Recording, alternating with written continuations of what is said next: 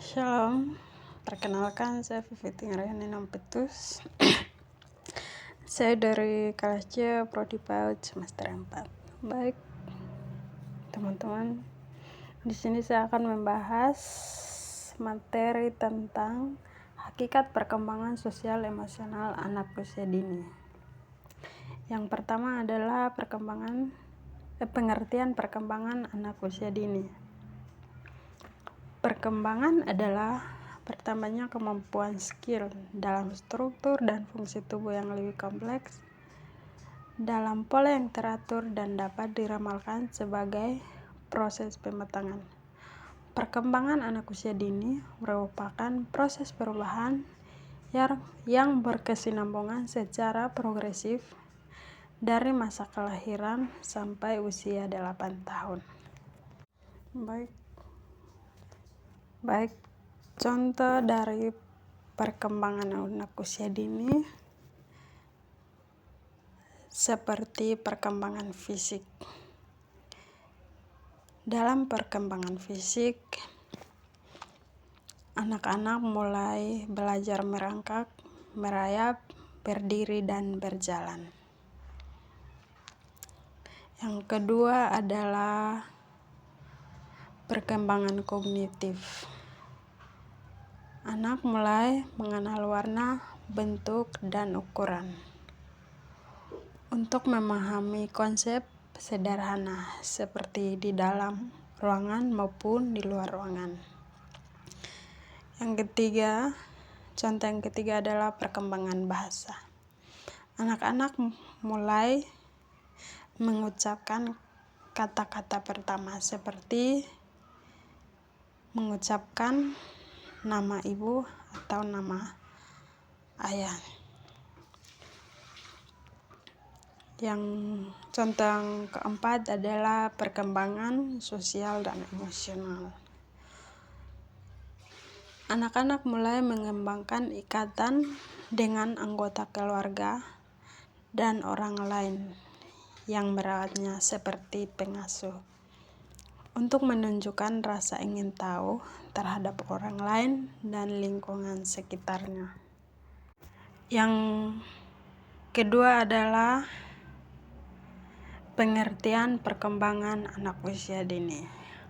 Kehidupan sosial anak-anak berkembang dengan cara yang relatif untuk dapat diprediksi. Jaringan sosial tumbuh dari hubungan yang intim dengan keluarga atau pengasuh yang juga meliputi anggota keluarga lain, orang dewasa yang bukan anggota keluarga, dan teman sebayanya. Contoh-contoh dari proses perkembangan anak usia dini. Contohnya yang pertama adalah interaksi dengan teman sebaya. Anak usia dini mulai belajar bagaimana berinteraksi dengan teman sebayanya. Artinya mereka belajar berbagi, bermain bersama, dan memahami norma-norma sosial dasar. Contoh yang kedua seperti peran sosial. Anak-anak mulai memahami peran sosial mereka, baik sebagai orang tua, teman, atau anggota komunitas mereka. Anak mulai belajar bagaimana berperan dalam situasi sosial tertentu. Contoh yang ketiga seperti empati. Meskipun anak-anak belum sepenuhnya berkembang, anak-anak mulai menunjukkan tanda-tanda empati terhadap orang lain. Mereka mulai memahami perasaan orang lain dan berinteraksi terhadapnya. Contoh yang kelima adalah pengembangan bahasa. Bahasa memainkan peran penting dalam perkembangan sosial anak. Anak-anak usia dini mulai belajar berkomunikasi dengan orang lain mengungkapkan kebutuhan dan keinginan mereka, dan memahami apa yang dikatakan orang lain. Yang ketiga adalah pengertian perkembangan emosional anak usia dini. Emosi adalah reaksi subjektif terhadap pengalaman yang diasosiasikan dengan perubahan fisiologis dan tingkah laku. Contohnya seperti sedih, gembira, dan takut. Perkembangan emosional merupakan proses yang terjadi secara bertahap. Emosi yang kompleks seperti berkembang dari emosi yang sederhana. Karakteristik reaksi emosional: seseorang mulai berkembang pada masa bayi dan merupakan elemen dasar kepribadian. Artinya, anak-anak mulai mengatur, mengenali, dan mengekspresikan emosi mereka. Anak-anak mulai melibatkan pengembangan kemampuan untuk mengenali emosi sendiri dan orang lain, mengelola emosi secara positif, serta berinteraksi secara sosial yang sehat. Yang berikut B. Teori perkembangan sosial dan emosional anak usia dini. Yang pertama adalah teori psikososial menurut Erikson. Pada tahap ini, anak mulai belajar mempercayai atau tidak mempercayai lingkungan dan pengasuhnya. Terpercaya terbentuk ketika kebutuhan anak-anak terpenuhi secara konsisten, dapat diprediksi dengan kasih sayang. Yang kedua adalah teori bermain menurut Milner-Parten.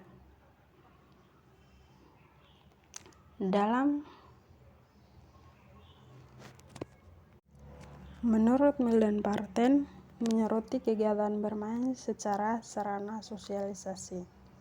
Milner-Parten mengamati 6 interaksi antara anak yang terjadi saat mereka bermain. Yang pertama adalah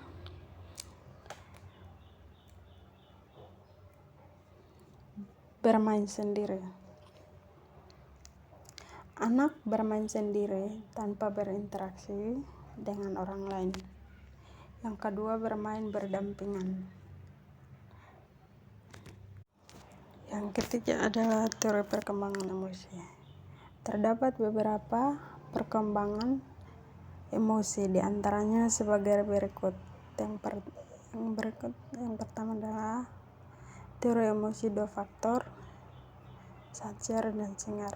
Menurut Sacher dan Singer, ketika tidak merasa marah karena ketegangan otot kita, rahang kita berdetak, denyut nadi kita menjadi cepat dan sebagainya. Tetapi karena secara umum jengkel dan mempunyai berbagai kognisi tertentu tentang sifat kejengkelan kita.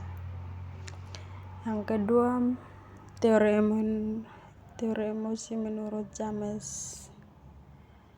Menurut teori James, emosi adalah hasil persepsi seseorang terhadap perubahan yang terjadi pada tubuh sebagai respon terhadap berbagai rangsangan yang datang dari luar. Yang ketiga adalah teori menurut emergency canon. Teori emergency menyebutkan bahwa emosi sebagai pengalaman subjektif psikologi yang timbul bersama-sama dalam reaksi fisiologis atau hati berdebar, tekanan darah naik, nafas bertambah cepat,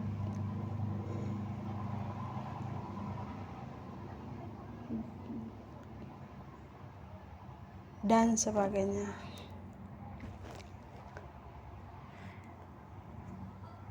Yang berikut C. Perkembangan emosi dan kaitannya dengan otak.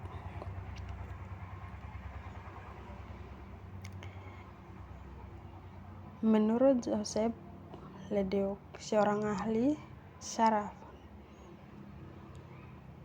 dari New York, melalui pemetaan otak yang sedang bekerja, menemukan peran penting dalam amigdala.